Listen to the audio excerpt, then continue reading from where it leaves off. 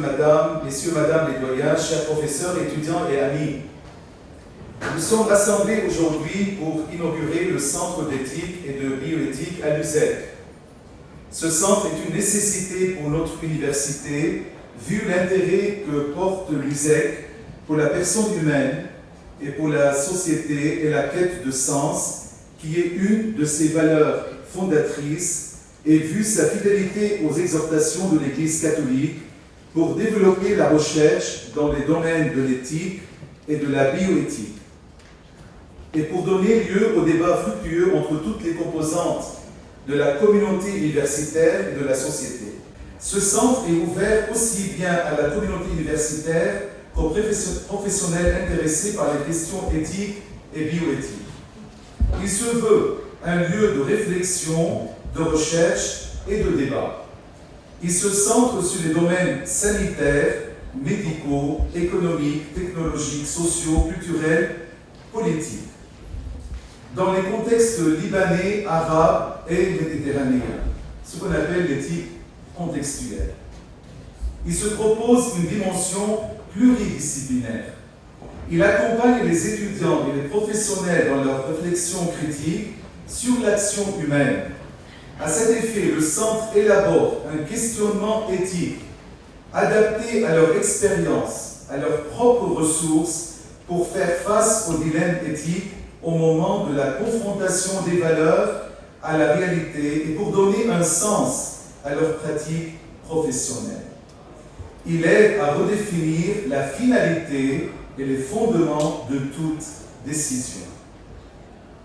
Les pôles d'activité sont trois pôles: pôle de recherche, pôle de formation et pôle de documentation. Pour cela, le centre développe les activités suivantes: l'observation et l'analyse des situations relevant des problématiques éthiques, les réponses aux besoins des professionnels correspondant à leur formation, l'organisation de rencontres thématiques, de conférences, de séminaires, de symposiums, etc. La rédaction des avis concernant des situations particulières pouvant intéresser les professionnels et le pouvoir public. La diffusion en interne et en externe des réflexions et des recommandations.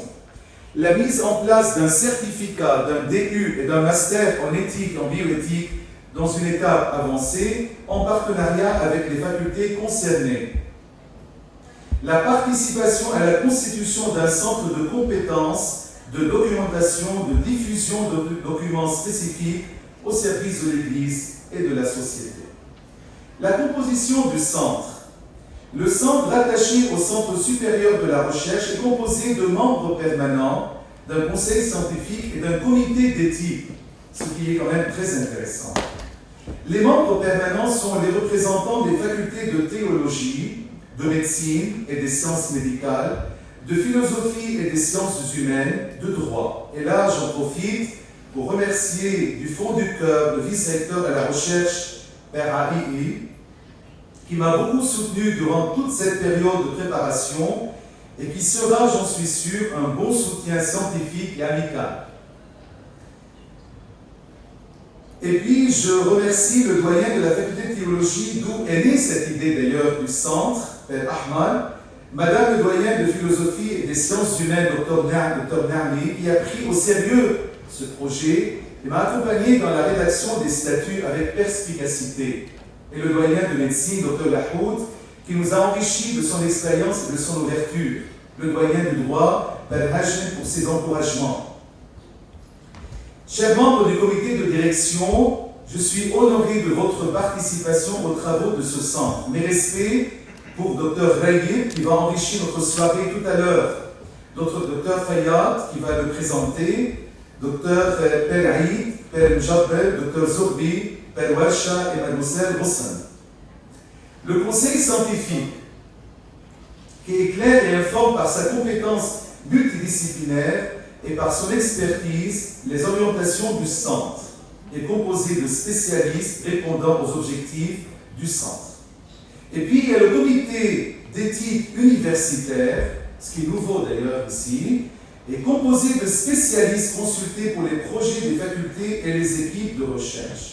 Il répond aux interrogations éthiques des chercheurs dans les différentes unités de l'université. Il est un lieu de débat et d'échange pluridisciplinaire. Il examine les conditions de réalisation des recherches expérimentales sur les êtres humains et sur leur comportement. Et puis, il y a des personnalités scientifiques au besoin et à titre consultatif peuvent être invitées.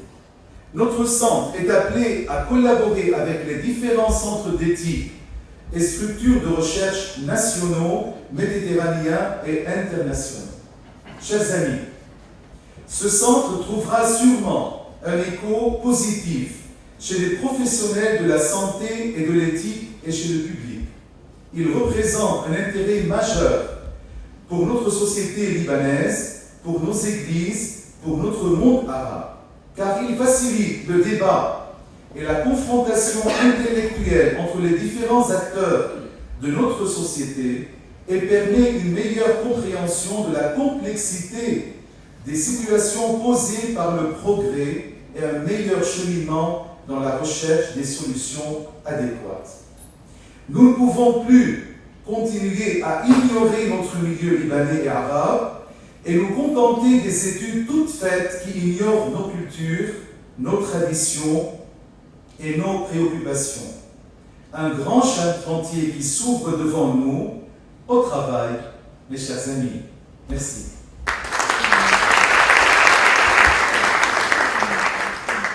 بشكل كثير سريع اكيد لما نتاخر كثير على اللسون اكيد بس بحب بس اوضح انه هيدا السنتر اكيد بالمستقبل يعني هلا ثاني سماس اذا الله بيريد رح يكون عندنا دي جورني ايتيك رح يكون في عندنا دي سواري ايتيك خاصه بالسنتر كاول مرحله لهالسنه وان شاء الله خلال السنه بندرس مساله مع كل فاكولتي كونسيرني يعني هذا سنتر منه فاكولتي مع كل الفاكولتي كونسيرني لامكانيه اتابلير دي سيرتيفيكا مثل ما قالت دي دي يو دي ماستر هيدي بتيجي تباعا ان شاء الله بقوه الرب وبقوه الجميع بتوصل لها.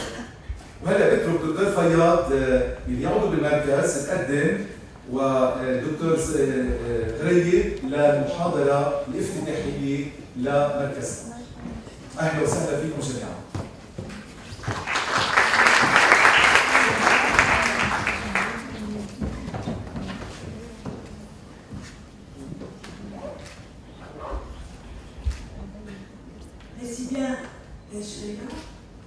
Révérendaire, chers professeurs, chers collègues, chers étudiants, chers amis. Nous avons l'honneur, à l'occasion de l'innovation du Centre d'éthique et de bioéthique de notre université, d'écouter ce soir le docteur Zeki Rey nous parler de sa leçon, dans sa leçon inaugurale, d'un thème d'actualité et qui nous concerne directement. Éthique pour tous, le regard du profane, le devoir du missionnaire. Le docteur Rey, comme il faudrait qu'on le présente en quelques mots, est chirurgien pédiatre de profession, professeur titularisé à la faculté de médecine de l'UCEC, actif dans plusieurs associations relatives aux droits de l'enfant et bien entendu membre du comité du centre d'éthique de l'UCEC que nous sommes en train d'innover. Faire une approche du concept d'éthique est bien une tentative laborieuse et donc habile vu son ambiguïté, car comme nous le savons dans le langage ordinaire, le mot est employé tantôt dans un sens, tantôt dans un autre, plus est qu'on le confond souvent avec le concept de la morale. Le titre motivant de la conférence nous interpelle sur plus de plans et je m'arrête rapidement sur quelques petites réflexions qui s'enchaînent. 1.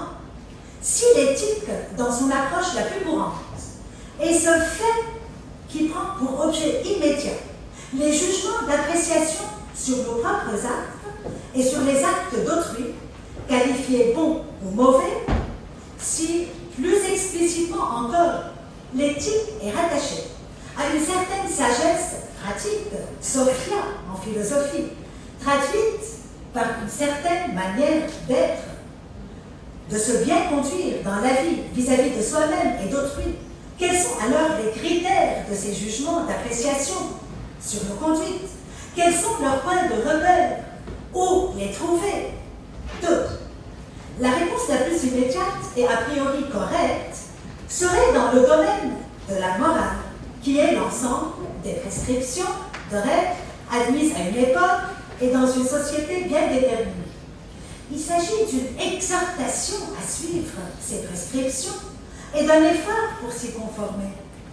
La morale nous mène donc d'emblée au monde des valeurs, à savoir que par valeur, on entend spontanément et dans l'immédiat ce qui mérite d'être, ce qui est digne d'être.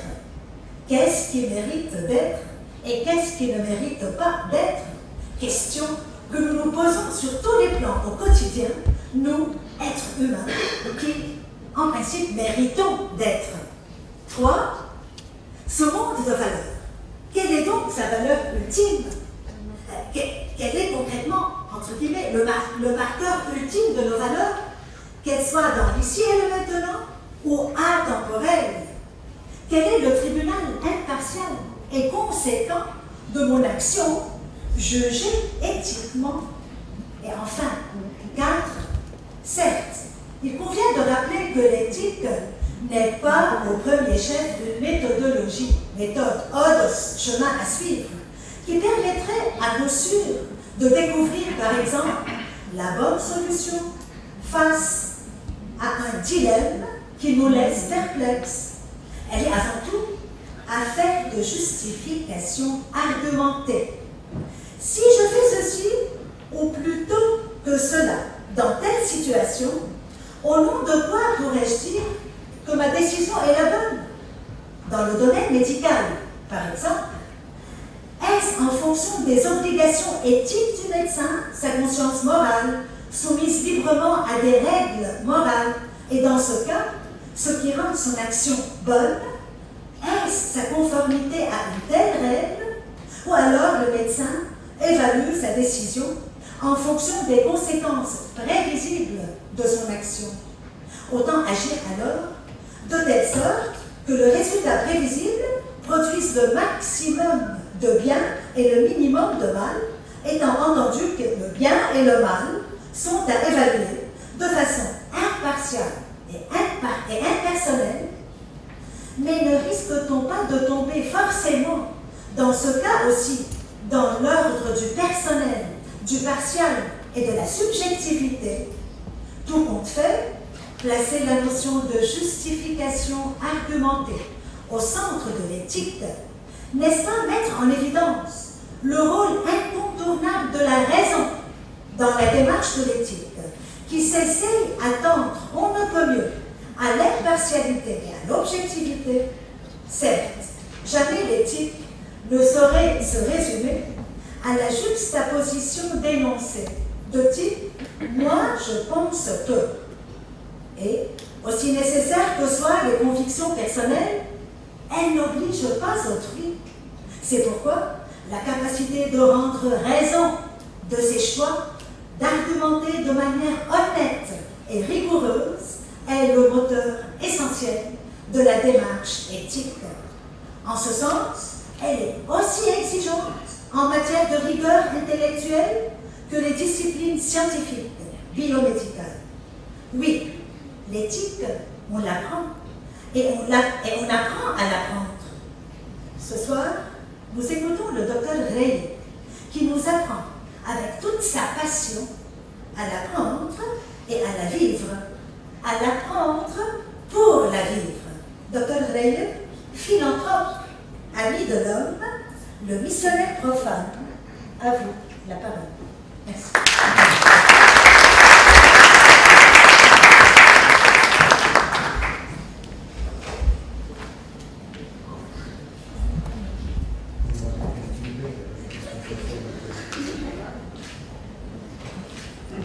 Bon, passons aux choses moins sérieuses. Délégué Père et Père, je vous le remercie. Je n'ai pas encore l'habitude. Mesdames et messieurs, je salue votre courage, je suis ici, de m'écouter, d'écouter cette première leçon inaugurale, elle-même inaugurale du Centre d'éthique et de bioéthique de l'Université du Saint-Esprit. Université catholique, maronite libanaise, francophone, mais toutefois, et je cite, des textes de présentation de la mission de l'USEC, je cite, l'Université du Saint-Esprit s'engage à la création d'un esprit de communauté dans laquelle prévalent les valeurs spirituelles, civiques et éthiques de l'esprit des autres et de leurs croyances. Je cite encore de la même référence, afin de réaliser sa mission, l'USEC cultive le multilinguisme dans l'enseignement, la recherche et la publication, ainsi tout en accordant une attention particulière depuis sa formation à l'esprit francophone, l'USEC a développé des liens solides avec le monde anglophone et maintient une place centrale pour l'arabe comme langue officielle de communication et de culture. Tout au long de cette ouverture linguistique qui va servir de pont culturel, l'USEC a conscience d'être au service de son milieu libanais et régional. Fin de citation. À noter que le texte publié était en anglais. Mesdames et messieurs,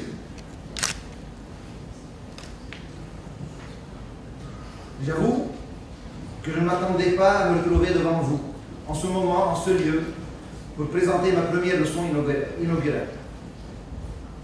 J'avoue que c'est un concours de circonstances, peut-être fâcheux pour les uns, pas pour moi de toute façon, qui m'a placé devant vous aujourd'hui. J'avoue que malgré les longues années, je le réalise soudain, surtout avec mes lunettes, d'enseignement universitaire, de je ne sais combien de participations comme orateur dans des congrès médicaux et autres, les nombreux discours sociopolitiques, je n'en dis pas plus, et les quelques apparitions radio-télévisées, eh bien j'avoue que j'ai aujourd'hui le trac. Un tout petit peu. J'avoue préférer le cours dynamique interactif que je donne debout aux conférences littéraires que je lis assis. J'avoue que je vogue entre deux sentiments intenses, la fierté et la terreur. Enfin, j'avoue, c'est difficile parce que je dois faire deux choses en même temps, j'avoue que le profane du titre, c'est moi. Ça va prendre un peu de temps. Quand on m'a proposé de remplacer le professeur Marie-Jo Thiel, qui, je dois le dire, n'a pas pu venir pour des raisons de sécurité, ou plutôt d'insécurité. L'université de Madame Thiel lui avait déconseillé fortement le voyage au Liban suite à un communiqué du ministère des Affaires étrangères de son pays, pourtant européen. Nous ne sommes pas encore habitués à ça, on était toujours habitués à avoir des gens qui ne viennent pas des États-Unis ou bien des régions nord-américaines. Mais maintenant, de plus en plus, on a ça, je ne sais pas ce que ça veut dire. Donc, comme j'étais en train de dire, donc, quand je me suis vu proposer la leçon inaugurale, j'avais à peine ressenti l'honneur qu'on m'a donné qu'une terreur m'envahit en me laissant la seule capacité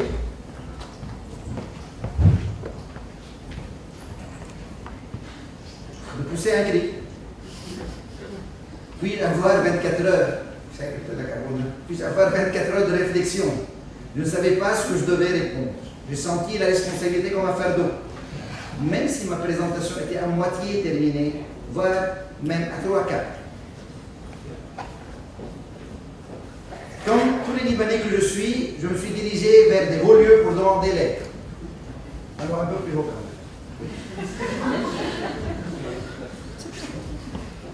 Je l'ai dû comme tout bon chrétien oriental, et sans trop d'hésitation, demander l'aide à notre mère, à nous tous. Elle qui m'a constamment accompagné en période de crise et de guerre. Ou alors, en tant qu'uséquien par adoption, demander l'inspiration à l'Esprit Saint, Esprit de Dieu qui pousse à la conceptualisation et à l'action non seulement des croyants, mais aussi de tous les êtres humains. Nous le croyons. Mais par grand mystère, je me suis retrouvé devant Saint Paul. Je vous avoue que je suis bien content que ça n'a pas été Saint Pierre. Saint Paul, cet homme qui a vécu et accepté un grand changement, pour ne pas dire un bouleversement dans sa vie, le transformant d'un persécuteur des chrétiens, alors jusqu'à présent non connu comme étant des chrétiens, en Saint Paul. profondément croyant, grand pédagogue, confère ses épîtres. Révolutionnaire farouche qui a certainement transformé le monde, mais en même temps discipliné, persévérant et solidaire, ayant achevé sa vie sur terre en martyr pour la revivre en saint à l'au-delà. Saint Paul, en tant qu'homme, est devenu un modèle, un standard, au moins me concernant. Et sans prétention ni réelle comparaison, j'ai remarqué un soupçon de parallélisme entre son parcours et le mien, concernant uniquement, dans le stage, mon expérience avec l'éthique. Et voici mon récit. Donc attention, je vous dis que là, je ne vous raconte pas l'histoire de Saint Paul, je crois que vous tous, vous connaissez cette histoire. Je vais vous raconter simplement mon histoire à moi sous forme d'un petit témoignage, loin de tout récit épique. Pour cela, alors avant, il faut toujours prendre un...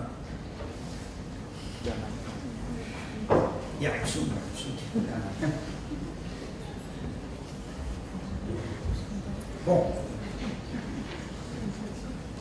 Alors, mon témoignage, il est fait de 3 phases. La première phase, avant la révélation. Comme lui, c'est qui lui? Saint Paul. Oui. Alors, comme lui, je n'étais pas un simple profane, mais plutôt un pharisien des sciences, discipliné, ayant étudié les manuscrits des grands rabbins de la médecine, de la chirurgie et surtout de la chirurgie pédiatrique, je suis chirurgien pédiatre, des grands rabbins comme Schwartz, Harrison et Ravitch, qui ont rédigé des livres considérés bibliques pour les uns, pour ne pas dire comme d'autres, talmudiques. Ils ont établi les principes et les bases, donc c'est talmudique, théoriquement, c'est plus que biblique. Sans toutefois oublier mon père, la grande influence de mon père lui-même, rabbin de génétique, qui lui par contre me disait souvent, il faut chercher la vérité parfois en dehors des manuscrits. Ces derniers peuvent freiner à la fois l'évolution et la foi, mais aussi n'aie pas peur de la science, n'aie pas peur de chercher, n'aie pas peur de douter. Je suis sûr que comme moi, c'est-à-dire lui, à chaque fois tu retrouveras la foi. Inutile de vous dire qu'il a fondé ma pensée cartésienne. La deuxième phase, la révélation.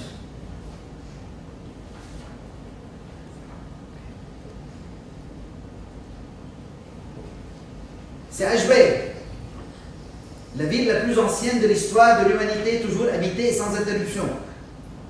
Je sais qu'il y a beaucoup de gens qui vont me dire que oui, mais c'est pas Ashbel, parce que maintenant on croit que c'est plutôt Damas.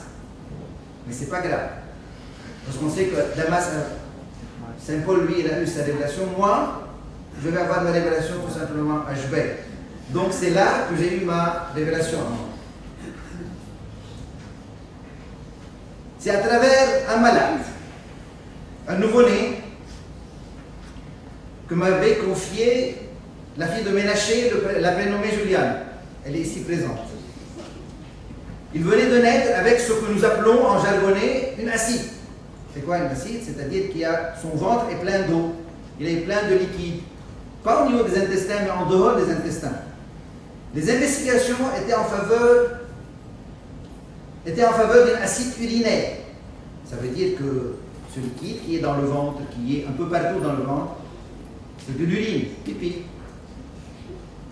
Donc, on a trouvé une acide urinaire qui, elle, était secondaire à une rupture du bassinet. C'est quoi le bassinet? C'est une cavité à l'intérieur du rein sur une maladie de la jonction, encore du jargon chirurgical. Alors là, je crois que quand même une petite leçon d'anatomie est indispensable. Ça, c'est le système urinaire, parce que vous allez quand même me suivre un tout petit peu. Le système urinaire, vous savez que ça, c'est la vessie. Non, ça, c'est la vessie. On dit, par exemple, que nous, on vide la vessie. C'est vrai, mais la vessie, elle ne fabrique pas l'urine. L'urine vient des reins. Alors, les reins fabriquent les urines et il y a là ce qu'on a...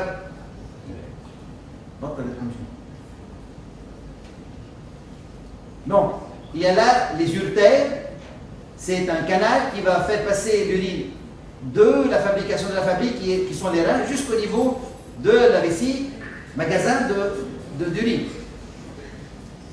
Et pour continuer, alors, c'est ça ce qu'on appelle une maladie de la jonction. Ça, c'est le bassinet qui est grand.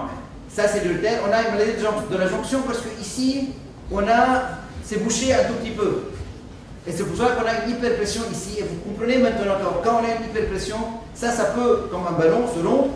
Et l'urine qui était là-dedans s'est déversée dans le ventre. Donc c'est comme ça. Alors, je termine ma leçon. Vous avez tous compris. Donc devant ce malade, une intervention chirurgicale s'imposait. Mais à ma grande surprise, la cause de la rupture de cette cavité appelée bassinée n'était pas une maladie de la jonction, celle-là, qui est une malformation assez fréquente et bénigne. Mais c'était une atrésie de l'urtère, c'est-à-dire ce canal-là n'existait pas. Donc il n'y a pas. Ça, c'est quelque chose qui, par ailleurs, c'est vrai que c'est bénin, mais va par rapport au rein. Parce que quand on a une atrésie du rein, théoriquement, avant de naître, on a une destruction de ce rein. Vous comprenez très bien que maintenant, on a pu sauver, il a pu sauver son rein, parce que tout simplement, il n'y a plus de pression puisqu'il a rompu ce bassinet à l'intérieur de son ventre. Vous allez dire, mais pourquoi il nous fait tout ça? Parce qu'effectivement, c'est là le grand paradoxe. Vous allez voir maintenant comment ce petit quelque chose, ce petit paradoxe, va pouvoir changer beaucoup de concepts.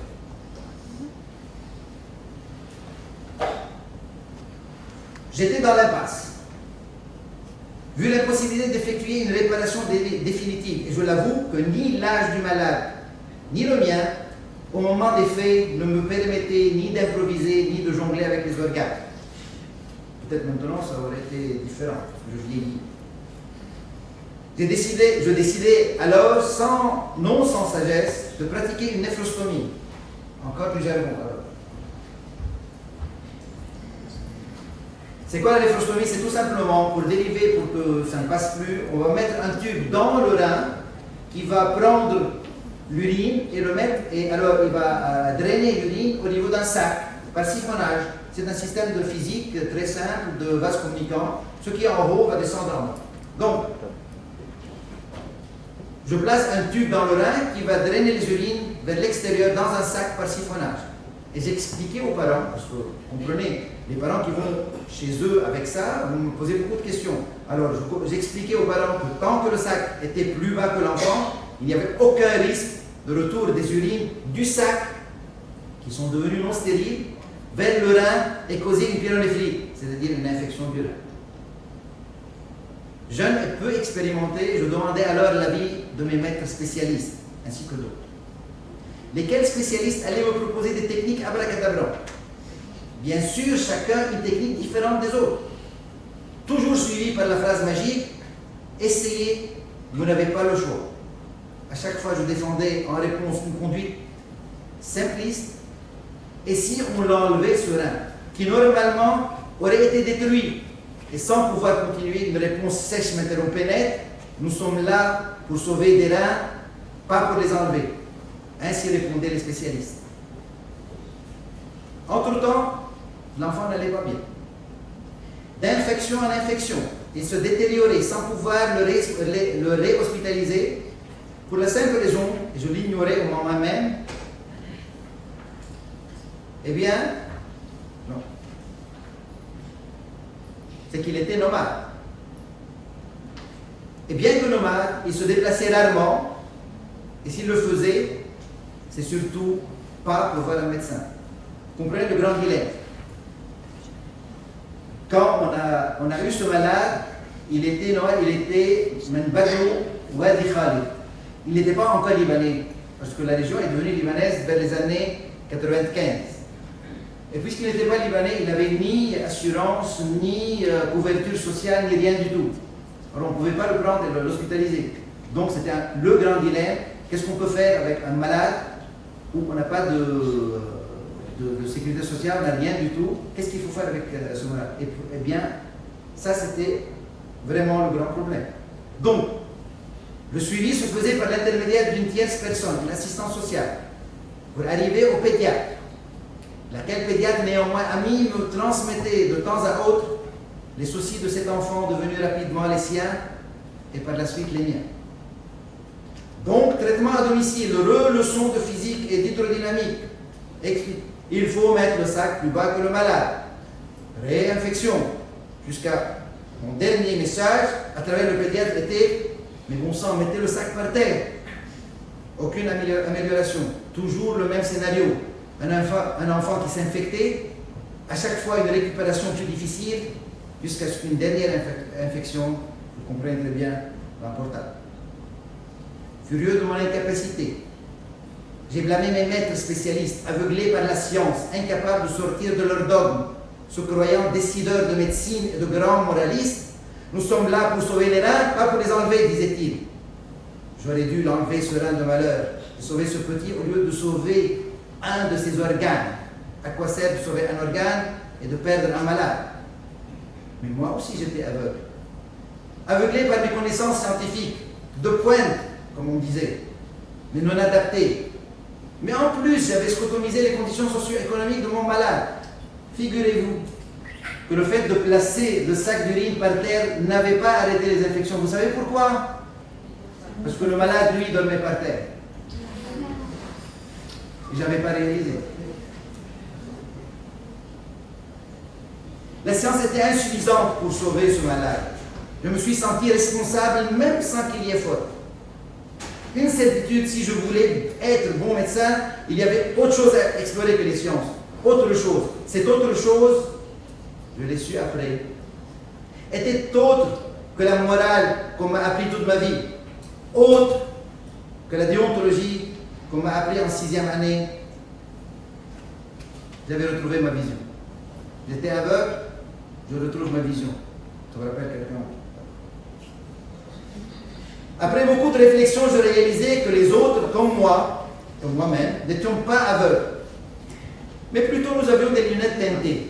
Chacun de nous portait des verres de qualité différente, coloriés et teintés différemment. Donc il y avait peut-être les lunettes, mais seulement les lunettes. Et depuis, j'ai accepté mon destin. J'ai accepté mes nouvelles valeurs, j'ai décidé de partager ces valeurs et j'ai retrouvé une mission. Là, vous allez me retrouver en missionnaire. Je suis là. Je vous assure que ce n'est pas truqué. Il n'y a pas de trucage ici, c'est moi-même.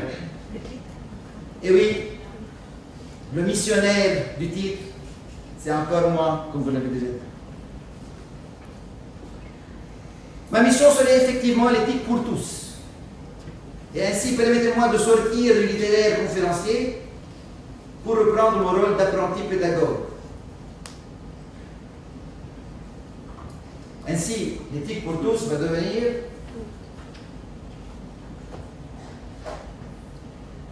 je vais transformer cette éthique pour tous en un autre qui choquera probablement les uns ou les autres. La vulgarisation de l'éthique. Pourquoi ça va choquer? Parce qu'en général, quand on parle de vulgaire, c'est péjoratif. Tout en sachant que ce n'est pas vrai, parce que si on consulte le e-dictionnaire qui est devenu maintenant très pratique, une nouvelle référence, le e-dictionnaire définit la vulgarisation comme la diffusion pédagogique des connaissances qui cherchent à mettre le savoir et éventuellement ses limites et ses incertitudes à portée de tous et chacun. Donc, vulgariser quelque chose, surtout les sciences, c'est rendre ça accessible.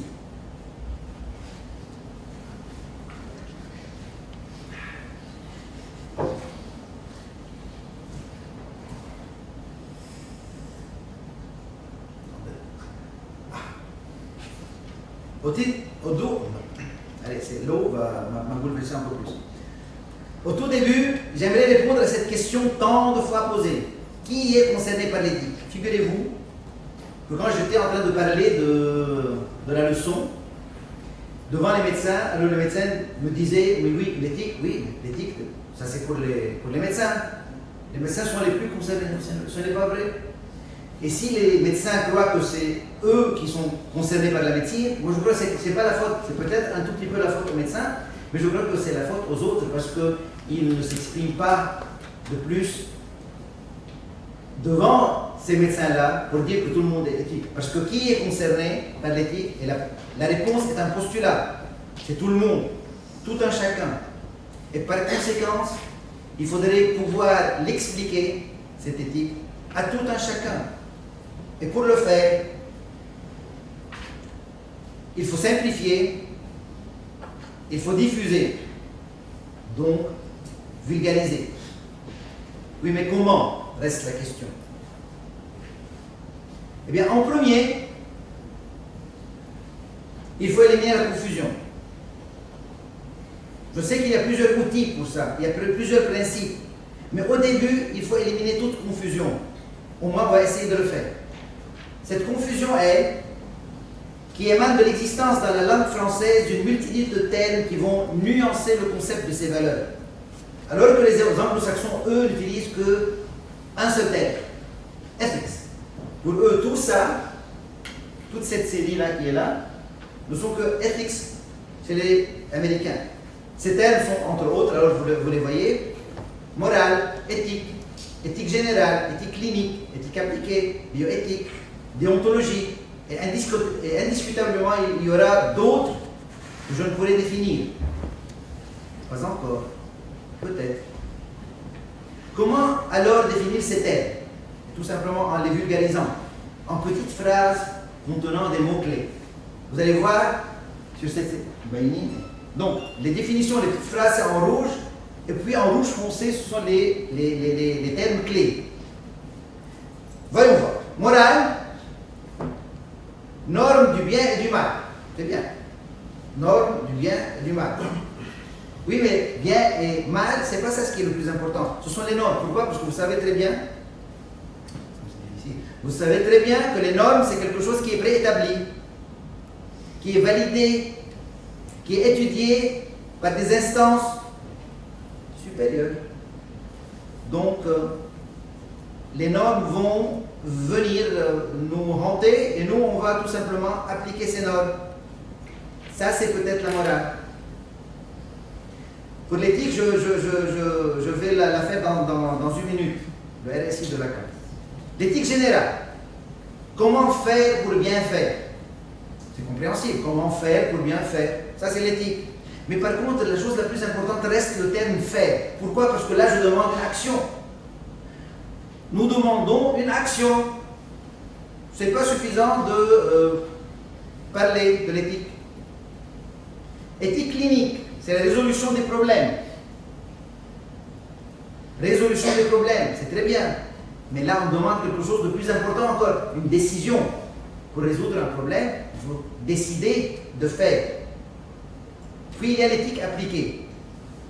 L'éthique appliquée est un tout petit peu en dehors de ce système-là. L'éthique appliquée, c'est quelque chose qui est très lié à la profession elle-même ou bien à ce qu'on est en train de faire. Peut-être pas la profession elle-même, mais une profession secondaire ou quel que soit.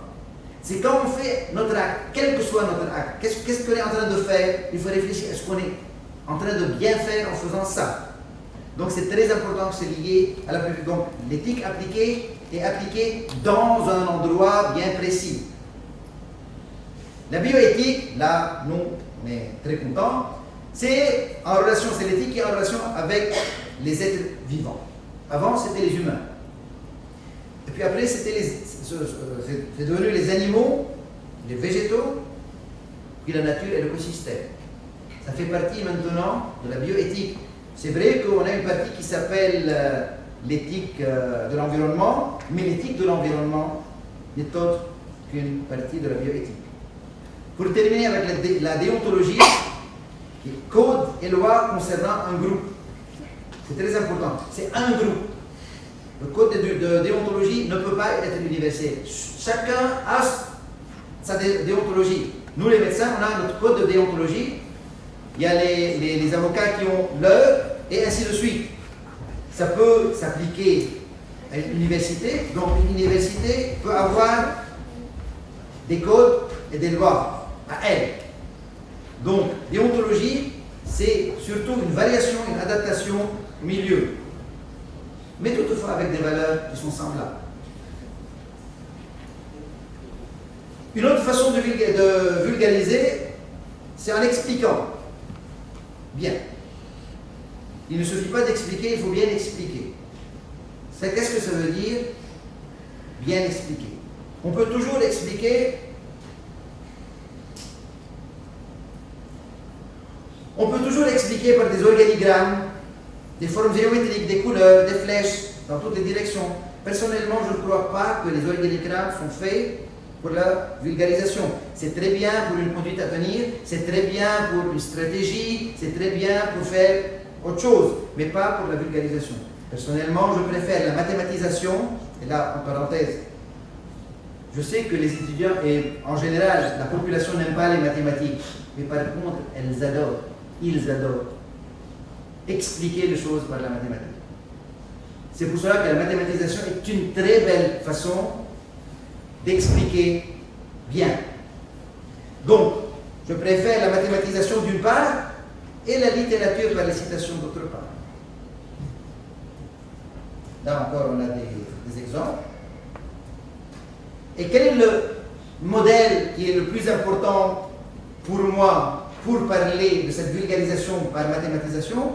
Eh bien, c'est le modèle du RSI de Lacan. Lacan est un psychanalyste, pour ceux qui ne le connaissent pas, c'est un psychanalyste dissident de Freud. À chaque moment, il changeait d'avis. Qui est adapté à un jeu mathématique. Manu, Joseph. Parce que ça, c'est de la topologie maintenant. Oui. Qui est adapté à un jeu mathématique qui fait partie de la théorie des nœuds, appelée les anneaux borroméens. Regardez ces anneaux-là. Regardez bien cette figure. On a 3 anneaux. Ces 3 anneaux sont très bien liés l'un à l'autre, les uns aux autres. Mais il suffit d'enlever un seul. Regardez. Il suffit d'enlever un seul des anneaux. Si on prend le bleu par exemple, regardez le jaune, le rouge. Je ne suis pas daltonien. Le rouge et le vert, vous allez voir qu'ils deviennent détachés. Enlevez n'importe lequel. Enlevez le rouge. Regardez, le bleu et le vert sont indépendants. Alors que quand ils sont 3, ils sont liés. Quand ils sont 2, ils se séparent. Et ça, c'est quelque chose qui est extraordinaire. C'est la mathématique la plus difficile, Joseph. C'est de la topologie. C'est une théorie des plus difficiles. Mais regardez comme c'est beau quand on va la transformer en RSI. Personnellement, j'étais sidéré. Bon, alors, son principe de RSI, alors on va l'expliquer quand même. Tout système comporte les 3 composantes. Le réel R, le symbolique S et l'imaginaire I, représentés comme des cercles ensemble. Je ne sais pas, en mon temps, nous on faisait des mathématiques modernes avec la théorie des ensembles. Maintenant, j'ai l'impression qu'on ne fait plus. On ne fait plus maintenant. Les jeunes, là, les filles qui sont là, elles disent qu'ils n'ont jamais entendu parler de ça. Mais nous, pour nous, par exemple, c'était quelque chose qui était très agréable. Donc, c'était des cercles qui se chevauchent en anneaux borroméens, en créant des zones d'intersection très intéressantes. Vous voyez, il y a des zones d'intersection.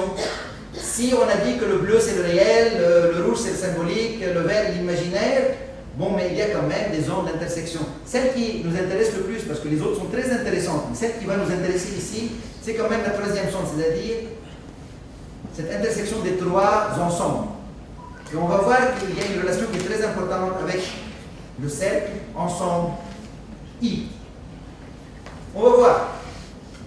Par exemple, si le réel était la survie, si notre réel, c'est de pouvoir survivre, si le symbolique et le symbolique sont les coutumes d'une société, et si l'imaginaire est la morale, donc l'éthique, c'est l'intersection. Elle est là. Et là, maintenant, je vous montre que l'éthique est là. Ça, c'est bien. Bon. Donc, l'éthique est là, la morale est là. L'éthique est là, la morale est là. Est-ce que je dois expliquer quelle est la relation entre l'éthique et la morale? Elle est là, simplement on peut la voir.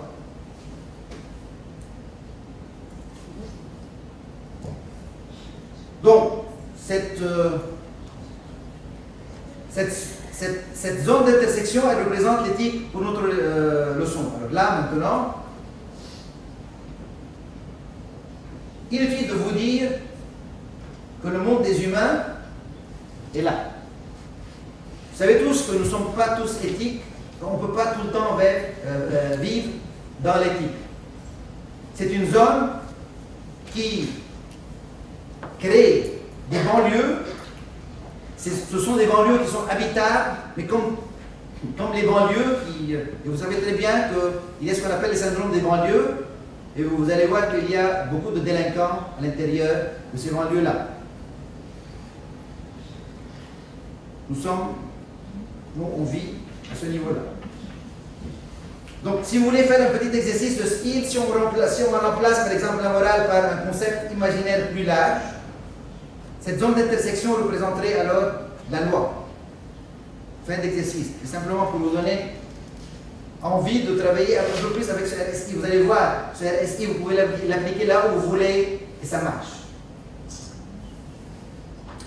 Si la mathématisation a fait preuve d'outils pédagogiques de vulgarisation, par ailleurs, les citations littéraires et philosophiques peuvent, à mon humble avis, être aussi bénéfiques. En voici quelques exemples. Parlant de la morale et la relation avec l'éthique, la morale est à l'éthique ce que le Nord est à la boussole. Jacques Benoît. Ce grand philosophe, non, il n'est pas philosophe, lui. Il n'est qu'un chef d'entreprise quand même, mais qui parle bien d'éthique. C'est-à-dire, il nous montre schématiquement cette relation entre la morale et l'éthique en définissant un point virtuel.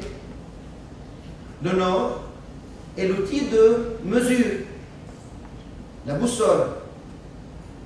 La morale est à l'éthique ce que le Nord est à la boussole. Très belle explication, je trouve, qui elle est faite par un chef d'entreprise. Deuxième exemple, la morale et l'éthique des dieux. Dans cette définition, on remarque la similitude des concepts et la différence des niveaux d'action. C'est la même chose, c'est le même concept, mais c'est fait dans deux endroits différents, dans deux mondes différents, dans deux univers différents, et peut-être dans deux dimensions différentes. Encore une, éthique générale. C'est une manière d'habiter en soi pour y vivre mieux. Margot Faneuf. Elle, c'est une infirmière qui travaille dans un service de soins. C'est une infirmière qui parle, mais alors d'une façon extraordinaire, qui donne des exemples extraordinaires comme celui-là pour dire que les faveurs que nous offrons à nous-mêmes, parce que la manière d'habiter en soi pour y mieux vivre, c'est-à-dire c'est en relation avec nous-mêmes, surtout avec nous-mêmes. On donne quelque chose de bien pour prendre nous-mêmes quelque chose de bien. Ce qui est agréable quand même, c'est qu'elle assure que l'éthique, après tout, reste un choix personnel. On le retrouve tout ça dans cette petite phrase qui est faite par cette infirmière. Encore. C'est quoi l'éthique clinique? L'éthique clinique, c'est l'art de discerner l'action la plus humanisante parmi toutes les actions possibles dans une situation donnée. Jean-François Mallet. Je crois qu'il n'a rien à commenter concernant cette citation, sauf que cette fois-ci, elle est faite par un philosophe et un théologien. Ça peut arriver. Par contre, je suppose qu'un exemple pratique, je vais le lire, je ne vais pas l'expliquer comme ça, parce que pour le temps. Un exemple pratique vous expliquera le fonctionnement de l'éthique clinique. Un nouveau-né qui va naître, endormi, qui ne va jamais se réveiller. Ces médecins, ne sachant plus que faire, vont présenter le dossier à un comité d'éthique, qui aura comme rôle d'aider, de conseiller et à la rigueur de décider à leur place de la conduite à tenir éthique. En définissant alors une zone comprise entre un minimum qu'il faut faire, qui est au-dessus de l'euthanasie, un gros mot, et l'acharnement thérapeutique, autre gros mot. Donc la chose la plus importante, c'est de trouver cette zone où on ne peut pas faire une euthanasie, et ça c'est la loi, et plus difficilement encore de situer où se situe l'acharnement thérapeutique. Ça, c'est l'éthique clinique. Et j'espère qu'on va pouvoir la faire dans notre centre. Enfin, la déontologie. Pour Aristote, il existe assurément une déontologie. Il y a des choses qu'il faut faire, il ne faut les faire que parce qu'elles sont requises pour atteindre une certaine fin. Vous voyez que j'ai mis que en rouge. C'est tout simplement pour dire, alors, elle est faite par Étienne Gilson, lui qui est français premièrement, et qui est historien, philosophe. Alors il montre la finalité de la déontologie, qui fait fonction de loi. C'est-à-dire on ne fait ça que pour ça. C'est pas parce qu'il faut faire ça en général. Il faut faire ça que pour ça. Donc, c'est la déontologie qui fait fonction de loi, de législation. De toute façon, vous savez très bien que le code de déontologie médicale est promulgué par l'Assemblée nationale. Quelles que soient les définitions, c'est toujours une question de valeur. Ce n'est pas simplement la morale. Mais partout, ce ne sont que des valeurs. Et moi, je ne peux plus, je vais me transformer en pédagogue. Je ne peux plus rester comme ça. Il fait chaud. Hein? Là, c'est mieux. Ici, là. Là, c'est bien.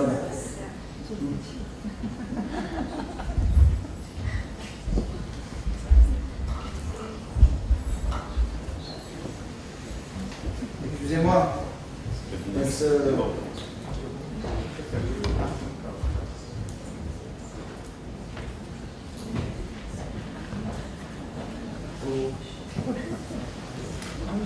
J'ai mal fait, j'aurais dû rester assis. Ah, ça va. Allez. Hein? Je me retrouve en prof maintenant.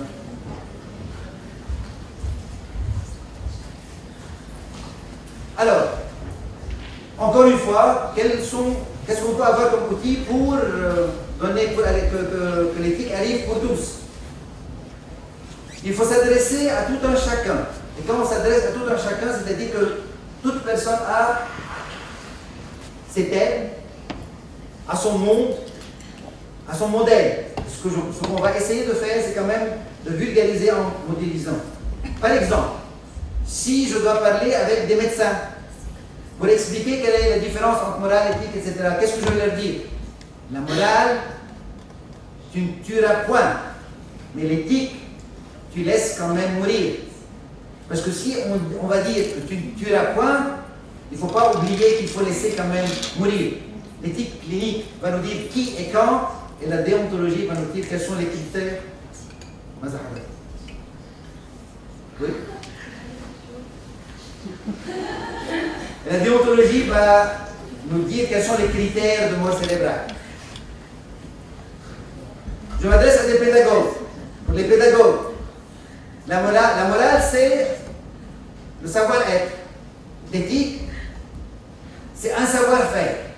Je ne sais vraiment pas si je dois dire le savoir-faire ou un savoir-faire. Parce que quand même, c'est difficile à définir. Alors que la déontologie, c'est tout simplement un savoir pour bien faire. Pour les chercheurs, ce sont les chercheurs. Alors là j'ai inversé quand même le sens. Pour la déontologie va nous dire comment conduire la recherche. L'éthique va nous dire qu'il faut partager les résultats. Mais la morale va nous dire que des fois, malgré tout, il ne faut pas partager. Quand on va trouver quelque chose de surréel, avec des conséquences désastreuses, peut-être il ne faut pas le partager. Et dans ce cas-là, c'est la morale qui parle.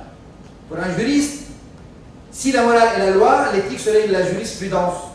Et la déontologie, en anglais, la technicalité. Technicalities, parce qu'en français, technicalities, ça veut dire, et je demandais ça à mon doyen, c'est lui qui m'a traduit ça, ça veut dire vice de procédure. C'est pas beau, j'ai pas trouvé ça très beau pour le mettre dans cette diapo. Donc, le vice de procédure, disons procédure. Pour un homme de foi, la morale, c'est ce que j'ai appris. L'éthique, ce que j'accepterai. Et la déontologie, ce que je prêche.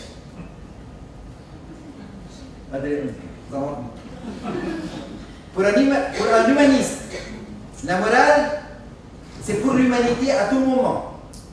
L'éthique, c'est pour la société, pour l'avenir. La déontologie, c'est pour l'individu maintenant. Enfin, pour un philosophe, avant de commencer, ils vont me dire, mais vous êtes fous. Tout ça, c'est la même chose. Ce n'est qu'une question de traduction. Ce n'est qu'une question d'échelle de grandeur. Et c'est peut-être vrai. Ce n'est qu'une question de traduction, ethos en grec et moralitas en latin. Mais il ne faut pas oublier que malgré tout, ce n'est pas la même chose, parce que les Grecs, eux, étaient des philosophes alors que les Romains étaient des bâtisseurs.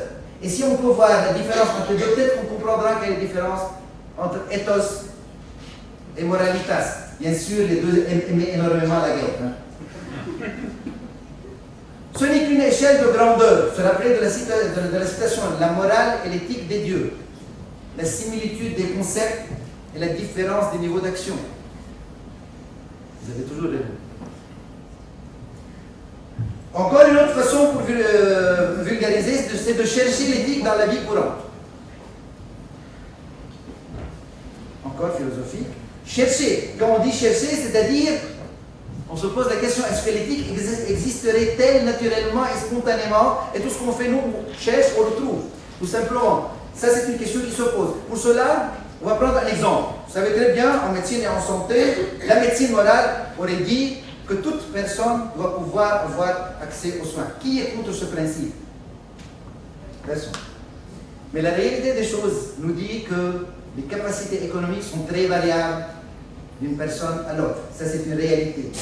Et si la santé n'a pas de prix, mais par contre, elle a un coût. Que faire?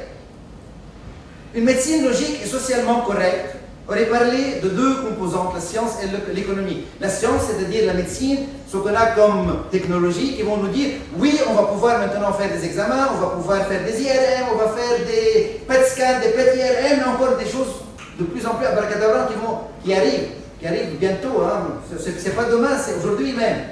Et parfois c'est hier. Hein. Donc, l'économie de l'autre côté, il va dire, arrêtez, on ne peut pas faire tout ça. Il n'y a pas assez d'argent. Mais comme, je vous rappelle, les anneaux borroméens. Si on enlève un des anneaux, il y a une séparation. Donc, comment on a pu quand même arriver à un équilibre entre la science et l'économie? Tout simplement par l'éthique. Donc, l'éthique a existé même avant de la créer. Elle est là. On a eu l'équilibre avant de dire « Ah, mais il faut penser, il faut réfléchir un tout petit peu, il faut être éthique. » Non, non, non, non. L'éthique était là, et puis c'est une simple découverte de l'éthique. Au moins, ça c'est mon avis. Je ne sais pas. C'est à discuter de toute façon pour après. Et là, je me permets quand même, en tant que médecin, de vous annoncer qu'il y a trois sortes de médecine. Il y a celle qu'on aimerait faire, celle qu'il faut faire, et celle qu'on pourra faire un massacre. Peut-être un massacre, je ne sais pas. Donc, ils seront éliminés en masse rapidement et la survie des adultes est relativement faible. Donc, quelle est la façon de faire cet équilibre, de préserver l'espèce? C'est la quantité. Alors, qu'est-ce qui se passe chez les humains? Chez les humains, c'est différent. Nous, on préserve l'espèce en prenant soin des individus, en particulier les enfants. Je suis très sensible à ça. Par ailleurs, en prolongeant la vie. Vous voyez qu'il y a une grande différence entre les deux. Mais où est l'éthique? Cherchez l'éthique. Est-ce que nous ne sommes plus éthiques? Est-ce que nous, on a créé l'éthique pour le faire, pour le différencier? Et là, je ne sais pas si je dois le dire, mais quand même, regardez devant vous, dans l'espèce humaine elle-même, entre les pays industrialisés et les pays du tiers-monde. Vous allez voir que ça existe quand même. Que le taux de production dans les pays du tiers-monde est vraiment supérieur. Et la survie, elle est vraiment inférieure. Donc vraiment, il faut chercher l'éthique. Enfin, mon dernier outil, c'est, pour bien comprendre une notion, il faut apprécier sa complexité quand même. On ne peut pas dire ça, c'est comme ça. Un petit rappel de Jean-François Malher, l'art de discerner l'action la plus humanisante parmi toutes les actions possibles dans une situation donnée. C'est l'éthique clinique, vous vous rappelez? On vient de faire ça. Je vais vous donner un premier exemple. En Égypte, avant la révolution, la première, parce que maintenant il y a plusieurs révolutions, mais avant la première, en 1956, L'eau du Nil était consommée sans purification. L'Égyptien agriculteur avait entre 10 et 15 enfants. 1 ou 2 survivaient seulement. Pourquoi? Parce que tout le monde buvait de cette eau de Nil qui est infestée. Alors les enfants mouraient tous, ou presque tous, atteints de gastro-entérite de bilharziose. Abdel Nasser, horrifié par la situation, décide d'appliquer alors l'action la plus humanisante. Il appelle ses lieutenants, il leur dit « vous arrêtez tout. Tout.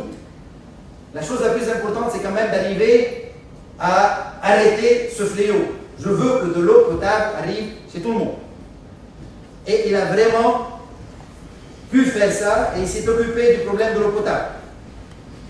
Conséquence, sa population a été multipliée par 3,5 en 50 ans. Et ils ont maintenant la plus grande, peut-être la plus grande au monde, des problèmes de population. C'est une population qui est devenue énorme et qui serait peut-être, pour les sociologues, le grand problème politique chez eux. La cause du plus grand problème politique. Donc, éthique ou pas éthique, qu'est-ce qu'il a fait? Est-ce que c'est éthique ou pas éthique? Il faut vraiment réfléchir. Comment on va améliorer ça? S'il avait un groupe pour faire de l'éthique clinique, il aurait compris qu'il fallait faire encore un tout petit peu quelque chose, un petit quelque chose. C'est qu'il faut leur donner de l'eau et de l'éducation. Peut-être qu'il aurait pu faire quelque chose. Le deuxième exemple, et c'est mon dernier exemple, l'OMS n'a pas le droit de vacciner une population si les dirigeants ne sont pas d'accord. Il faut que les dirigeants appellent l'OMS pour faire une campagne de vaccination. Ils ne peuvent pas la faire eux-mêmes. Deuxième sous-groupe, dans la majorité des pays industrialisés, les enfants ne sont pas vaccinés sans consentement des parents. C'est choquant. Les situations sont vraiment, c'est quelque chose qui est très choquant. Est-ce que c'est éthique ou pas éthique? Comment ça? On a des enfants, on attend leurs dirigeants pour dire venez vacciner, mais qu'est-ce que c'est que ça? Bien, l'explication, c'est qu'au début, l'OMS vaccinait malgré tout les enfants des pays sous-développés. Qu'est-ce qu'on a eu? On a eu une survie de ces enfants, mais par contre, sur le pourrissement politique et social, on a eu la plus grande armée d'enfants dans l'histoire. Donc vous voyez, la chose qu'on pouvait dire que ça c'est quelque chose qui est bien, qu'il faut le faire, n'est pas nécessairement bien. Pour le second cas, c'est un peu plus complexe le second cas, vous savez, parce qu'on parle de pays industrialisés maintenant. C'est une question de priorité. Quelle est la priorité?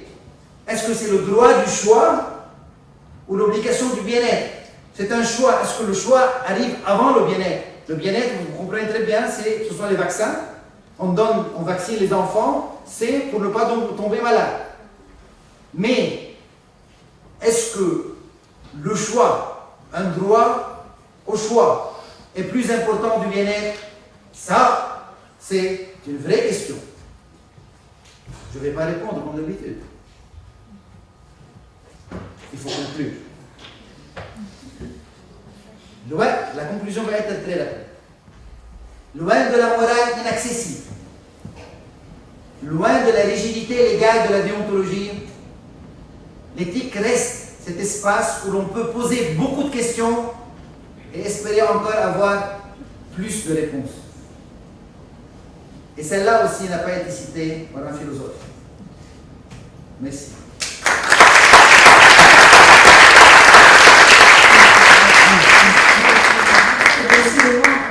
Leçon inaugurale, animée, spéciale, particulière, qui nous met, en fin de compte, au bout de compte, à poser une question.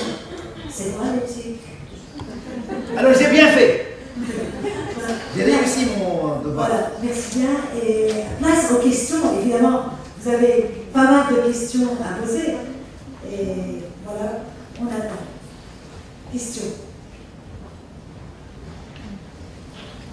Et par contre, eux, ils n'ont rien compris.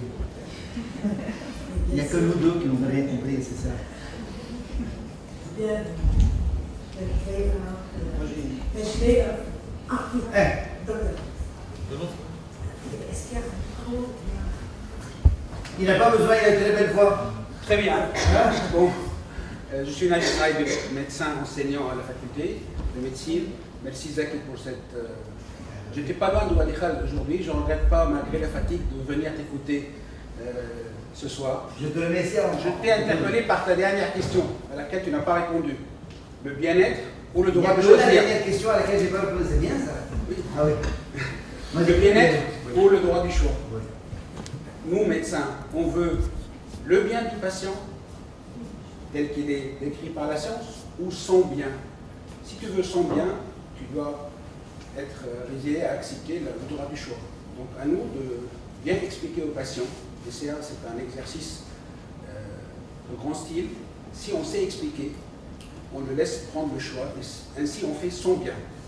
On ne doit pas s'atteler à faire le bien du patient, tel que nous le concevons, mais on doit faire son bien, tel qu'il le conçoit. Je ne sais pas si tu es d'accord. C'est pas que je ne suis pas d'accord, donc en fin de compte, je suis médecin. Donc, par ailleurs, si j'ai un epsilon quelque part, c'est vers le bien-être du malade. Mais tu sais que le problème n'est pas là. Si le problème n'était qu'une simple explication, si le problème n'était qu'une simple une croyance, une fausse croyance, on arrivera toujours. Mais tu sais très bien que là où ils ne veulent pas se faire vacciner, dans des pays industrialisés, c'est par des idées, c'est par une morale, et disons c'est par une morale, c'est-à-dire que ce sont des croyances profondes, très probablement liées à leur religion, par exemple. Si je ne prends pas ça, par exemple, si je prends la transfusion, ça aurait été beaucoup plus facile à comprendre. Mais j'ai pris exprès cette question de vaccination parce qu'elle est plus à débattre. Donc je comprends très bien que nous, on ne peut pas accepter quelqu'un qui est en train de saigner, qui a besoin de transfusion, je ne peux pas accepter de ne pas transfuser. Mais pour les vaccins, si leur croyance nous dit que non, nous, on ne peut pas prendre des vaccins, qu'est-ce que je dois faire? La circoncision, par exemple. Moi, je suis contre la circoncision parce que je suis chirurgien, c'est pas parce que je ne suis pas chrétien. Moi, je suis contre parce que je suis chirurgien. Et moi, quand j'ai fait mon serment d'Hippocrate, j'ai dit que je ne ferai pas une opération qui n'est pas bénéfique au malade. Quand le malade n'accepte pas. Mais, s'il y a quelqu'un, s'il y a un juif, un musulman qui arrive pour être circoncis, je ne peux pas dire non. Donc, ça rentre dans ce contexte-là. C'est une question de croyance, beaucoup plus qu'une question de compréhension. Pas toujours une question de croyance. On prend l'exemple des vaccins, et plus précisément du vaccin de l'hépatite B, qui est fortement recommandé. Pourquoi il est recommandé? Parce que les sciences disent que sur 99% des cas, les études ont montré que dans 90% des cas, ou dans 95% des cas. Ça, c'est la science qui le dit. Mais si toi, tu m'expliques à moi, parent, je peux te dire, mais moi, peut-être mon enfant il est dans les 5%. Tu dois m'expliquer et tu dois me laisser prendre le bon choix. Okay? Moi, quand je pense et que tu m'expliques comment l'hépatite B se transmet, peut-être que je n'ai pas envie de vacciner mes enfants. Parce que ça se transmet soit par le sexe, soit par le sang. Et je dis, et surtout quand on connaît les effets secondaires des premières générations de l'hépatite B. Donc, des vaccins de l'hépatite B. Donc, faire le bien ou son bien, le bien selon la science, mais chacun de nous doit décider de son bien, pas le bien tel que les médecins le construisent.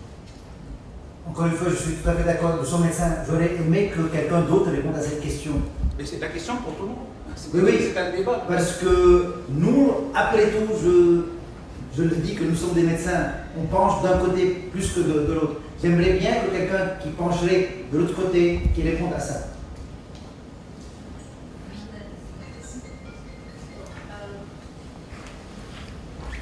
Bon, à mon avis, vous êtes en train de parler de la liberté du patient. Moi, je parle. Bon, vous êtes en train de parler de la liberté du patient en cas d'un traitement. Moi, je suis pour l'éducation à la santé, pour l'éducation au thérapeutique des patients et tout. Mais en éducation, puisque je suis éducatrice et j'ai travaillé en thèse sur l'éducation à la santé, on a prouvé que le fait de transmettre une information scientifique n'est pas suffisant pour prendre la bonne décision. C'est pour cela que l'éducation thérapeutique du patient, c'est tout un programme, surtout pour les patients qui ont une maladie chronique. Donc, je pense que l'éthique joue un rôle très important, puisque actuellement, il y a un groupe médecins, psychologues, infirmières et tout qui travaillent pour le bien-être du patient et pour qu'il puisse prendre vie devant une maladie chronique comme le diabète par exemple ou autre chose. Donc je pense que l'éducation est très importante, mais pour concevoir ce programme d'éducation, l'éthique sera pas très important. Donc j'espère avoir répondu efficacement. C'est à vous de dire si c'est qui. C'est à vous de dire si c'est encore ça, l'éthique, c'est encore un lieu où on peut avoir beaucoup plus de réponses que les questions.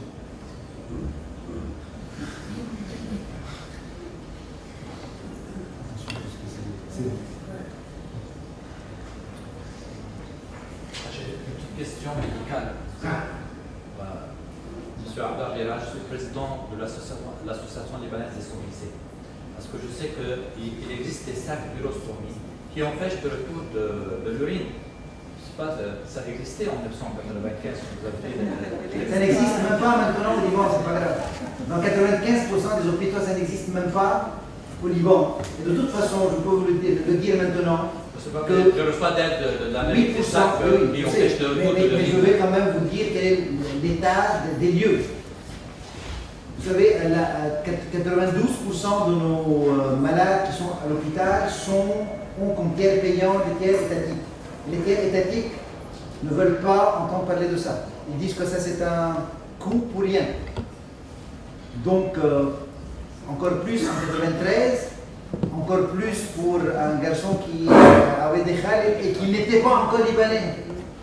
Je suis tout à fait d'accord que oui, maintenant la technologie est là, la technologie est vraiment là, elle peut nous aider énormément, mais la réalité des choses, c'est qu'il y a un coût pour la santé.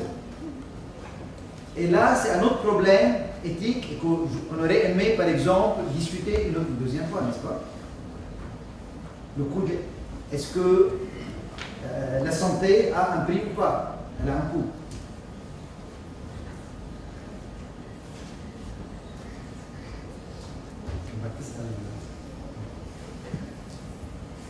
Pour revenir sur la question du consentement, évidemment, il faut prendre le consentement du patient.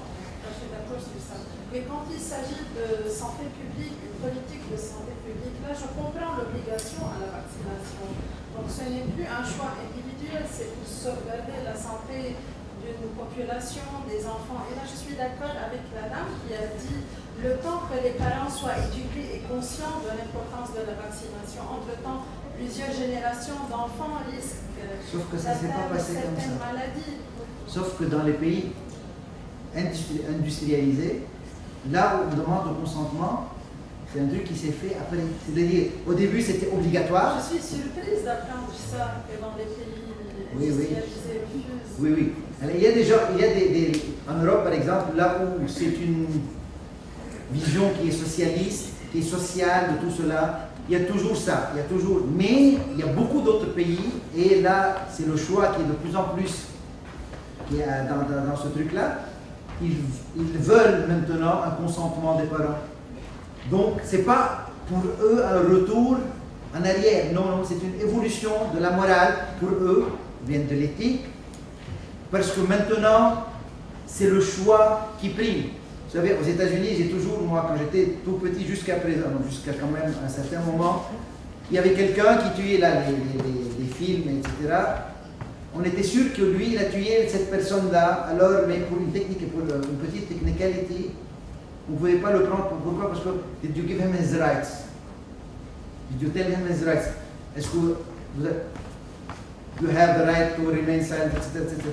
Pour moi, c'était une hérésie, jusqu'au moment où j'ai compris quand même que pour eux, pour la société, c'est beaucoup plus important d'avoir un droit que de tuer un être humain. Parce que si tu tues un être humain, tu as tué une personne. Si tu n'as pas droit à tes droits, tu vas tuer toute une population.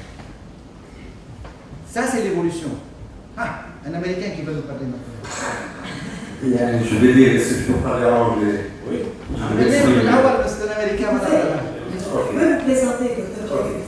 Docteur, il est enseignant en médecine à l'ISEC. مع انه فرنساويتك عظيم. Et comme on dit, les goûts et les couleurs ne se discutent jamais. And I think as human beings, the gift that we were given by God is our brain. And this is why we were able to dominate the world. So ethics and morals or moralities change from area to area and change over time. Because of our brain, we're seeking perfection. And if we reach perfection, we become God. So we will never reach that. And what we have as ethics now will be different maybe 1,000 years down the line. So ethics and moralities are always the best things to do now for that case scenario in that area of the world. And we can never reach a common, we cannot agree on one decision that is ethical. It's always the common sense, and we can never defeat statistics. So whenever you ask, say, 100 persons, you will never have 100% one answer. So you go with the most common, reasonable, and logical decision. So to me, ethics and moralities change. We always do some thinking to get them, but we will never get them. Pierre, this is the French people resolved this problem because for them, you are talking about ethics now. And for the morality, it's something that everybody can. If you are a Christian here, or in the States, or in France, even if they can do abortion there, if you are a Christian there, Catholic, you will say, I'm not with, I cannot do the abortion. So this is morality, and ethics are everything you just said now. This is why this is different. I'm totally... But things change between societies, between countries. Yes, ethics change between, but not moralities for the French people, let's say for the French language. Morality is something, I think it will change, but really we cannot see this. It's something very long, very slow. It's really very slow. Ethics is, changes in ethics are very slow. So what about morality? This is very really, what you have said now is really the truth. But in French, it's the ethics, not the morality. Moral is something which more everywhere, more every time. Je sais, est-ce que je vais m'expliquer? Joseph, ça on a qu'à dire. C'est Joseph. Demi. Ah, Joseph.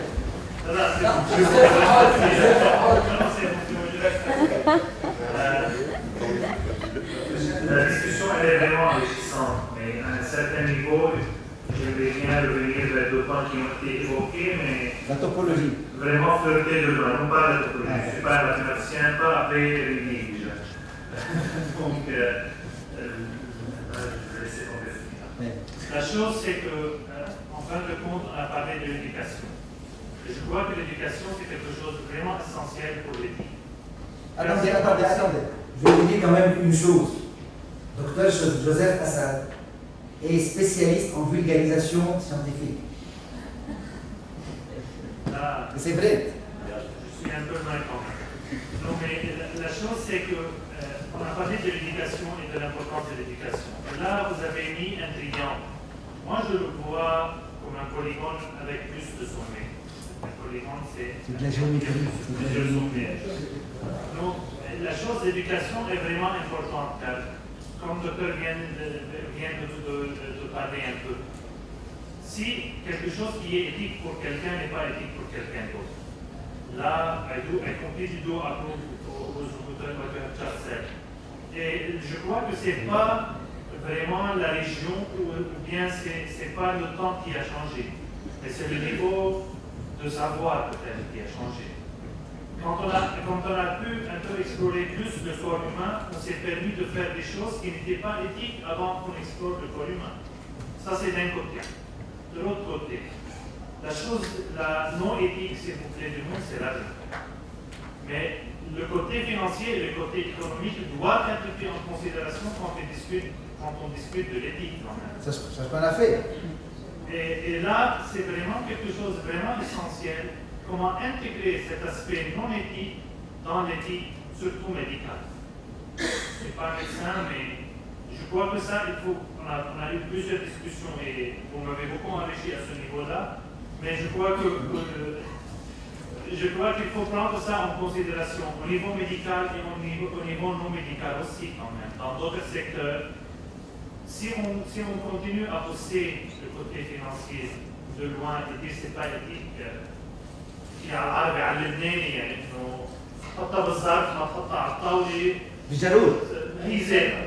ça reste pas éthique. Donc on attaque le sujet, on parle du sujet pour qu'on puisse trouver des solutions un peu plus pratiques et un peu plus réalistes. Merci. Monsieur Aïssa. Oui, docteur Aïssa, je suis enseignant aussi à la faculté de médecine. C'est la raison pour laquelle j'ai cédé tout de suite en place, parce que j'aurais bien aimé que les autres discutent que les médecins.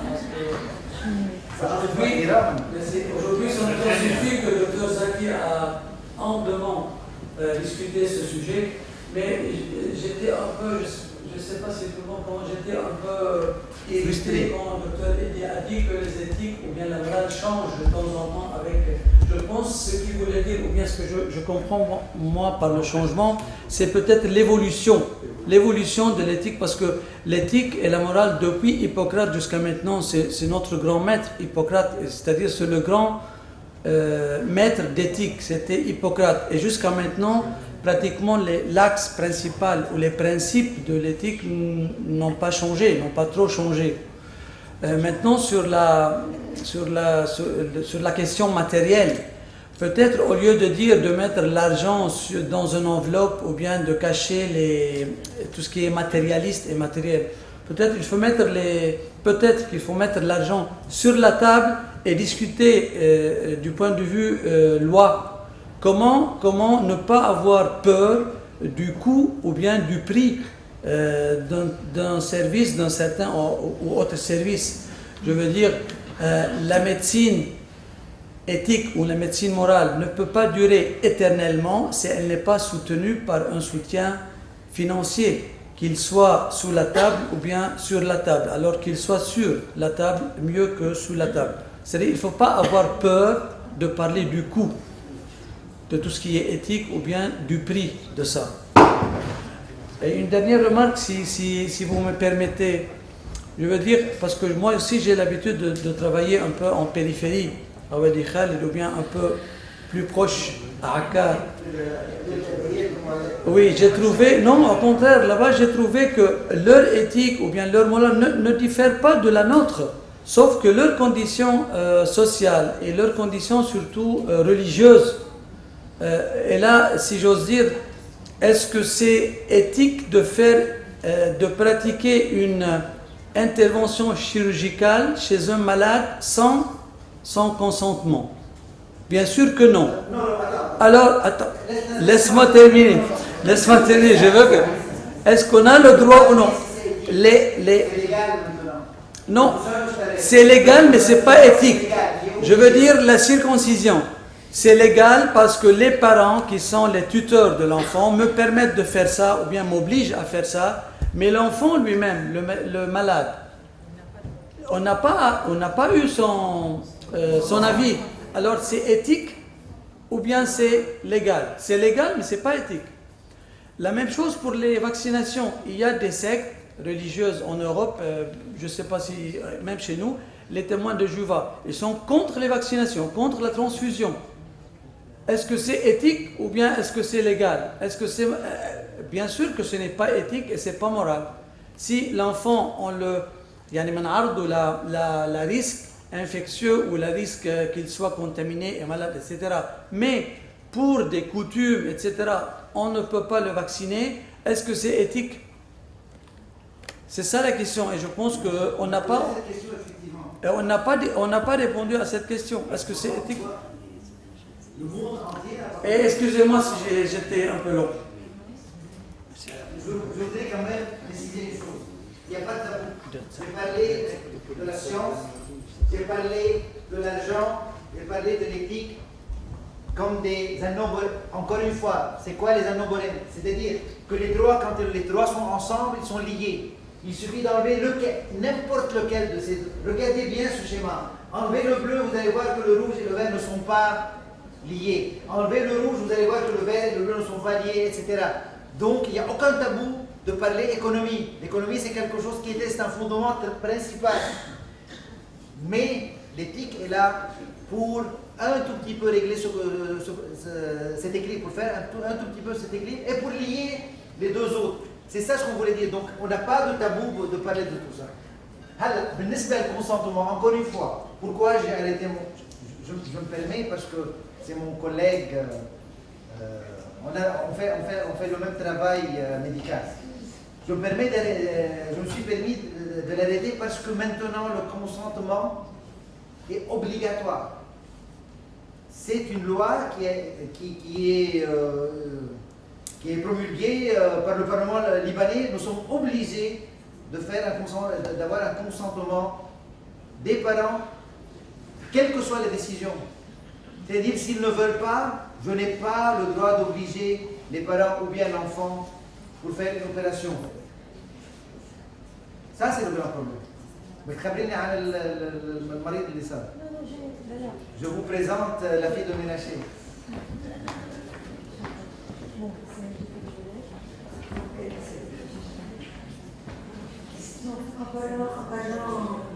En parlant consentement et information, enfin, informer les parents pour qu'ils puissent faire un consentement. Mais je me pose même pas la question, est-ce que pour des gens, par exemple, qui n'ont pas vraiment, sur le plan économique, qui sont mieux, qui ne peuvent pas de toute façon assurer ce qu'il y a à faire, est-ce que c'est éthique de les informer de ce que les autres pourraient faire? Je vais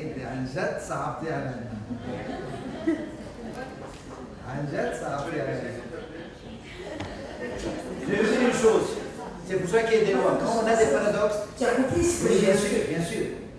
Ça, c'est un paradoxe. Vous savez que quand on a un paradoxe, on fait une loi. Il faut circuler à droite ou à gauche. Pourquoi à gauche ou à droite, on ne sait pas.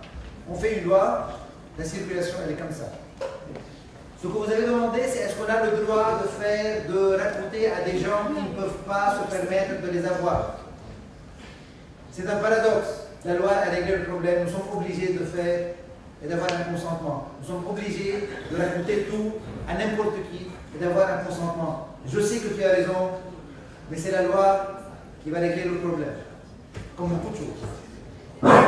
Je suppose que, je ne sais pas si c'est la dernière question, avant de vous inviter au petit vin d'honneur et de vous signaler, c'est votre année, j'ai l'impression, de la faculté de médecine, une information qui vous intéresserait à coup sûr. Donc, restez un tout petit peu. Dernière question. Information puis vin d'honneur.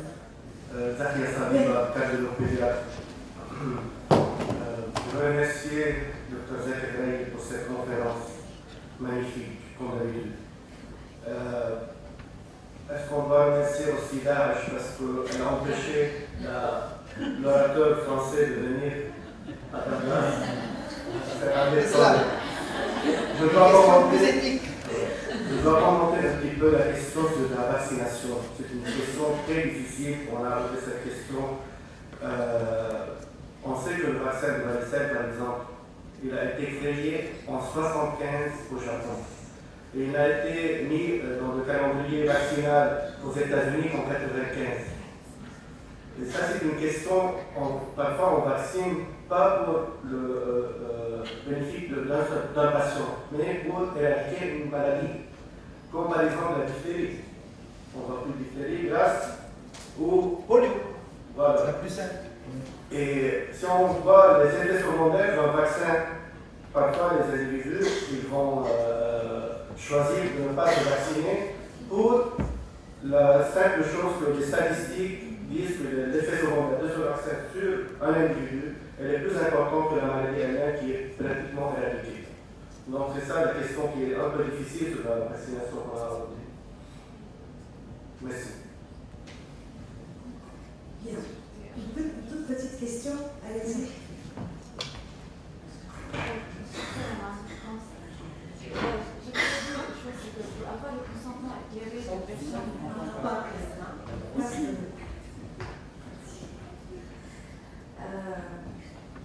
On sait que tout ce qui est dit n'est pas bien entendu, ça dépend de la personne, de son histoire, etc. Donc, je crois, à mon avis, que pour obtenir le consentement éclairé de la personne, il ne suffit pas de lui dire, de l'éduquer seulement, il faut savoir, après l'éducation, savoir son avis, ses représentations à lui, ses peurs à lui, et comment il a compris ça, et lui demander par écrit, disons, aux parents, qu'est-ce qu'ils ont bien compris de ça, et pour voir s'ils ont bien compris, pour avoir leur consentement éclairé. Sinon, c'est du blabla, parce que vraiment, ils ont, chaque personne a ses peurs, a ses besoins, ses désirs. Donc, c'est un être unique et il faut agir au cas par cas. Voilà. Merci. Tout à fait d'accord. Bien. Vous pouvez, ça c'est ma fille. Vous pouvez quand même, ma fille là-bas, elle veut poser une question. Je suis fier d'elle. Vas-y.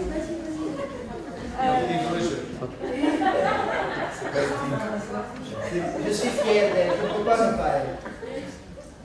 Moi j'ai une question qui est un peu différente des questions qui m'ont été déjà posées.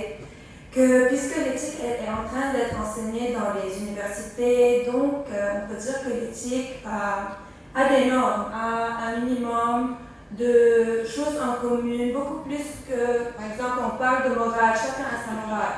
Mais l'éthique, elle a des normes. Et maintenant, à mon avis, peut-être mon hypothèse va être totalement détruite, mais à mon avis, que le monde va beaucoup plus, et les gens vont beaucoup plus dans le cours, beaucoup plus derrière l'argent, derrière les choses matérialistes, et ils oublient l'éthique dans presque toutes les professions, pas seulement en médecine, parce que les gens sont beaucoup plus matériels, beaucoup moins éthiques. Puisque l'éthique a, si on peut dire, des normes. Alors, chaque personne qui est en train de s'éloigner de ces normes doit à un certain point être punie ou bien être sanctionnée. Mais par exemple, pour un médecin, si un patient vient et lui dit qu'il a mal, je ne sais pas où, et que le patient, oui, parce que lui, des fois, le patient pense qu'il est encore beaucoup plus informé qu'un médecin, il lui dit que moi, je pense que j'ai besoin d'une opération. Le médecin lui dit que non, pas forcément, un traitement est bon et ça suffit. Mais le patient, il est conscient que lui, il a besoin d'une opération. Alors maintenant, à ce moment-là, le médecin va penser, il va dire, ok, si moi je lui fais une opération. Je ne fais pas l'opération. Si je fais une opération, premièrement, c'est lui qui veut. Deuxièmement, c'est moi qui gagne de l'argent, je ne le fais pas par force, je ne l'oblige pas. Mais c'est ça la question qui se pose. Est-ce que ce médecin doit être sanctionné parce qu'il a fait une opération dont il ne doit pas faire, ou bien non, puisque c'est la vie du patient et c'est le patient qui insiste tellement à faire cette opération. Je vais répondre à ça. Si il n'a pas besoin d'être opéré, c'est une faute. Le grand problème, c'est qu'en médecine, c'est pas noir et blanc, il y a toujours du gris. Et la question qui doit se poser, c'est quand c'est gris. Quand c'est du noir et du blanc, c'est légal, c'est la loi, il sera sanctionné. Quand c'est gris, là c'est l'éthique du médecin. Je ne sais pas si j'ai bien répondu à la question, parce que sinon je vais trop discuter. La rhinoplastie, tu le feras? Moi je ne fais pas de rhinoplastie chez les enfants. Pas les enfants, on n'a pas parlé d'enfants. Bien. Voilà. En parenthèse, elle fait de l'économie. Hein. Dernière information qui concerne aussi et plus particulièrement la faculté de médecine, là aussi. Voilà, la faculté de médecine. À l'occasion de la journée mondiale de la philosophie, et retenez s'il vous plaît la date de 13 novembre à 17h, là, à l'amphithéâtre Jean Lao, il y aura une conférence à 3 voix. Dr Kamal Khalab, un professeur visiteur de Genève, qui est philosophe, et 3, un juriste. Donc, il y aura un dialogue à 3 fois, un dialogue entre le philosophe, le médecin et le juriste autour du thème philosophie et éthique médicale. Et le sujet précis est le suivant: médecine prédictive, défis, conséquences et gestion du risque. Le sujet de Dr. Keller est le suivant, le titre: philosophe et médecin face aux défis de la médecine prédictive et ses conséquences. Le sujet du professeur Bernard Bacci, Université de Grenoble, son sujet est le suivant: découverte fortuite en neuroimagerie et dans les tests génétiques. Comment gérer le risque? Et le troisième sujet, qui est celui de l'ex-ministre Brahim Najjar, qui est juriste et qui enseigne à la faculté de droit de l'ESJ. Son titre, c'est les aspects juridiques de l'éthique médicale.